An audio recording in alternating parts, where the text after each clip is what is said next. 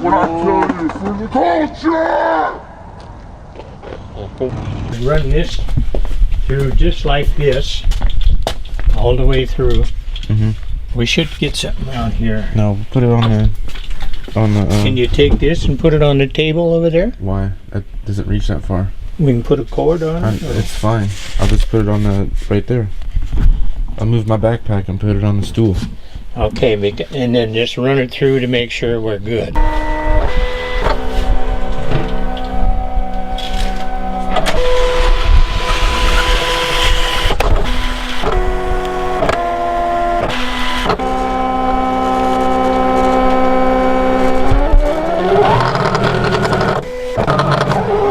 Okay, we are out here making some stickers for a van, and in the process, my machine broke,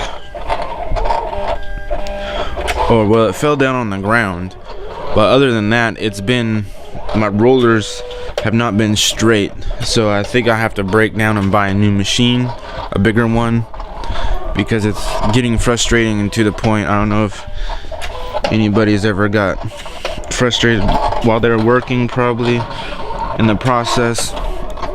This is how I make my money, this is how I make my life moving, and I just need a breakdown and buy a new machine.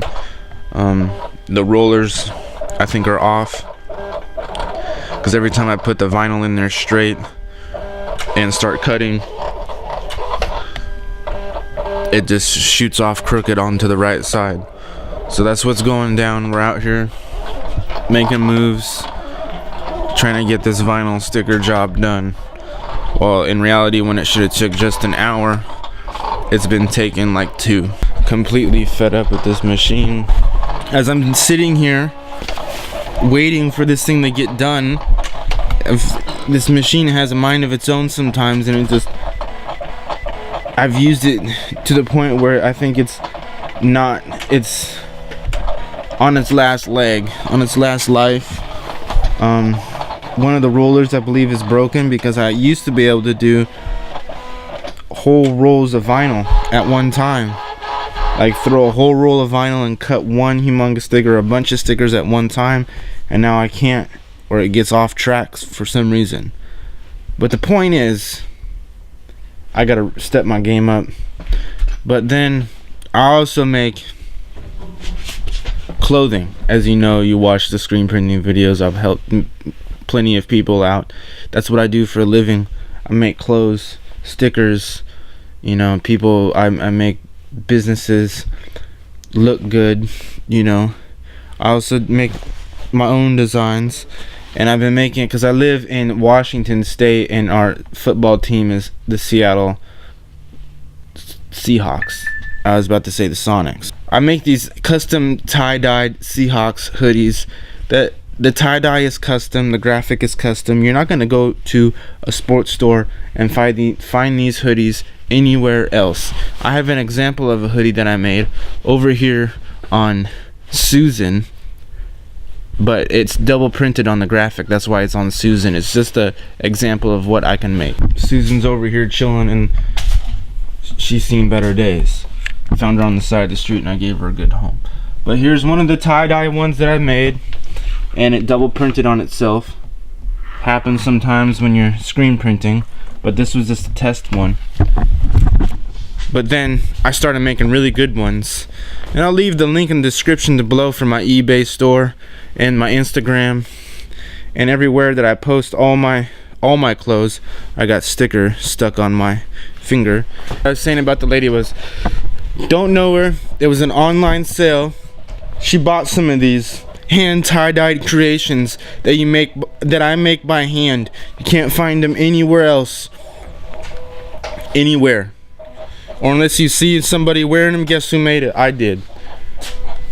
And this motherfucking thing right here, cuz. Day 3 on the shenanigans. Trying to get this sticker situation done. It's taking the longest time because my stupid machine has a mind of its own, and I need to break down and get a new one.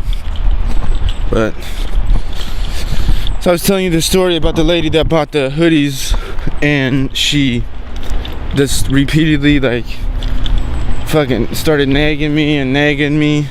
It's like, come on, lady. When you order stuff, it takes a minute to get shipped out. You know, when you order stuff online, yeah, I'm not Amazon, and I do not have a Prime. But when you order stuff from regular businesses, it takes a couple days to get to your house. So calm down. And like, I sent her pictures of the product before I sent it to her, and she loved it. And now she's complaining. It's really annoying. Really annoying. Sent me another email complaining. I said complain like 15 times, but it basically said she's trying to tell me how to do my job. Like, come on, lady, I've been making these sweatshirts for the longest time, and when I tie-dye things, it comes out differently every single time, because like, I don't tie the tie-dye up all the same. I tie them up all different, and it comes out different designs. And she said, well, it looks like you used old sweatshirts and it has this weird texture feeling. Well, for that, because she wanted this neon green that I used. This neon green stuff that I use is in a can. It's like a spray-on dye, and it really, like, it does leave a texture, but after you wash it a couple of times, the texture goes away. Here's the example of the spray dye that I'm talking about. It comes in a can like spray paint, you know. And it comes with, see, this is neon blue. You can get neon green. They don't make like regular neon green tie-dye. Like, this type of tie-dye is, you get the shirt wet and you let it soak in the soda ash, and then you do this tie-dye. This tie-dye, you can do it wet or you can do it dry. I've done not thousands or hundreds, but I at least done like 30 or 40 sweatshirts and t-shirts with this type of tie-dye, because it gives it a different look, you know. And I can make it, I don't have an example out here, but the point is, yeah, these both leave weird textures on it before you wash them. And the way that I make stuff is, I don't have it out right now, it's in the outside, but I have a big bucket. It's not really a big bucket, but I have a bucket full of soda ash, and then I soak the shirts, soak the sweatshirts, soak whatever in the soda ash, let them hang dry, drip dry, so they're just damp, and then I tie them up, and then I tie-dye them. And then if people ask, they see that I do crazy colors, because sometimes I use this and this together to give it a unique look, you know, and it works. So for those sweatshirts that I did, I put the link down below so you can look at them. I didn't use these colors, but I used, you know, Seahawks looking colors to make it look good, you know. And screen printing, the Plastisol ink does leave a texture on it. Water-based ink uses gives it a soft hand feel. Plastisol ink, it's durable and it lasts, and it's a different type of feeling, but it's good. I don't have it. Oh, right here, an example of Plastisol ink I did for these. This was the test print shirts that I did for these people, and it gives it a texture and a feeling that you know, this one was a test print, so that's why it was down here in the test print area. But it gives it a texture and a feeling, and after a while that feeling goes away. When you buy a new shirt from the store, it has a weird feeling.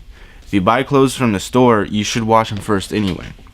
The shirt that I'm wearing here, this Crusader shirt, you see this? I made this shirt, but this was a board graphic, so it was made with a different screen, so you could only use water-based ink. So water-based ink gives it a nice hand feel. Water-based ink dries on the screen, so the reason why I use Plastisol ink when I'm doing a big production run is I can leave the ink in the screen, because the only time when the ink dries is at 350. It cures at 350 degrees, 350 degrees. You let it cure like in an oven. And I have a humongous flash dryer, and then I flash dry it. And then after the production run of the shirts or whatever I'm making, I always do a second cure. So I press them with my heat press, because in my shop area over here, it's in the corner, I don't have room for a belt dryer, so I figured out a way to use the heat press, and it works perfect. So this lady is complaining that I used old sweatshirts when I didn't use old sweatshirts. I get my sweatshirts from 2 different people, whichever one has a good deal, and then I usually get them. Then I do what I said. I don't use old sweatshirts at all. Sometimes I get them at Walmart because they're cheaper. Sometimes, you know, that's the only place I'm saying. Sometimes I do buy the blank sweatshirts from Walmart and I make them that way, but it's really easy. People these days want satisfaction, like guaranteed, like, you know, tie-dye is totally different. It comes out totally different every single time. It don't matter. You can tie 2 shirts up at the same and they'll come out completely different. My point is, I've been making these sweatshirts for 4 years, 3 years now, and I've made thousands. Really thousands. The other day I seen somebody wearing one driving in a car down the street.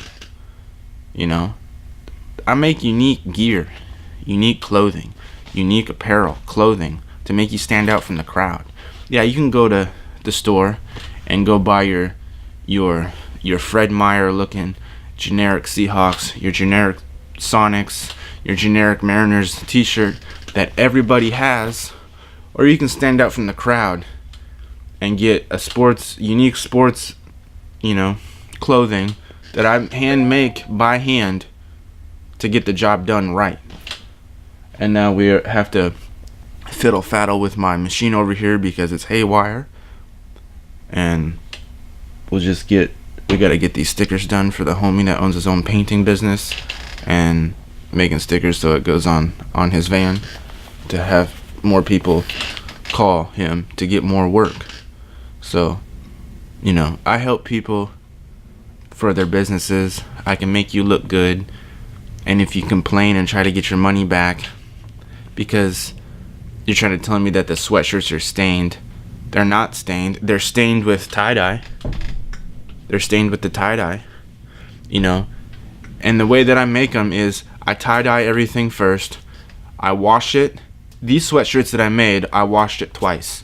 So I did this, I washed them. Then I had to do this because she wanted a special color. So I let them hang dry. Then I washed them again. And the very last step, this is why it's a 2-day process, and this is why they cost $45 a piece. It's because it takes 2 days. I do the screen print graphic, the very last thing. Then I bag them up, then I ship them out.